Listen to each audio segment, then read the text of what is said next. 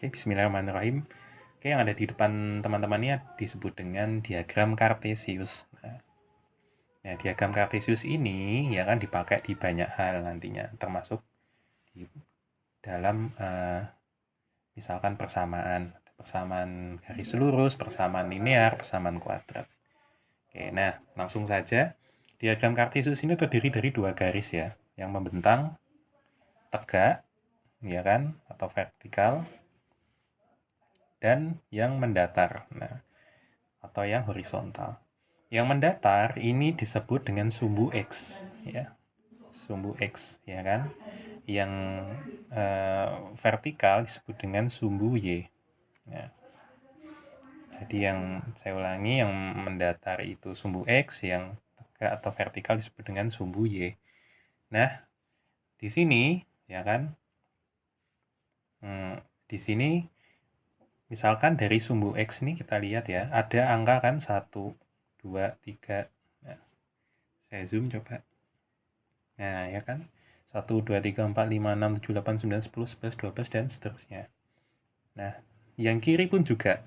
Negatif 1, negatif 2, negatif 3. Nah, jadi untuk sumbu X, kalau ke kanan itu positif, ke kiri itu adalah negatif. Nah, nilainya. Sementara yang sumbu Y itu juga ada. Yang ke atas ini 1, 2, 3, 4, 5, dan seterusnya. Sementara untuk sumbu Y, negatifnya itu kalau ke bawah. Negatif 1, negatif 2, 3, dan seterusnya. Nah, itu kurang lebih tentang diagram Kartesius. Nah, misalkan, ya kan, ada soal, ya kan, buatlah tentukan titik suatu koordinat. Nah, koordinat itu apa? Koordinat itu seperti ini bentuknya. Nah, ya kan, ada misalkan dalam kurung 6, minus 5 atau negatif 5. Lalu 0, negatif 4. Negatif 2, negatif 1. Nah, ini disebut titik koordinat, ya kan? Yang terdiri dari dua angka, kiri sama kanan, ya kan? Yang kiri itu disebut dengan titik apsis atau titik X. Yang kanan itu disebut dengan titik ordinat atau titik Y. Nah, pasti seperti itu. Yang kiri itu X, yang kanan Y. Yang kiri X, yang kanan Y. Itu aturan penulisan koordinat. Nah, saya kasih contoh misalkan. Nah, untuk koordinat yang pertama, misalkan 6, negatif 5. Berarti dia 6 itu sumbu X-nya. Sementara negatif 5 itu sumbu Y-nya. Nah, bagaimana menentukan titiknya dalam diagram Kartesius? Oke, pertama-tama kita lihat dulu yang X berapa? 6, ya kan? Kita cari X. X kan tadi yang mendatar ya. Kita cari 6 itu berarti ada di kanan, karena dia positif kan? Nah, di sini nih 6. Nah, sementara yang Y nilainya negatif 5. Negatif 5 di mana? Nah, Y yang negatif kan di bawah ya.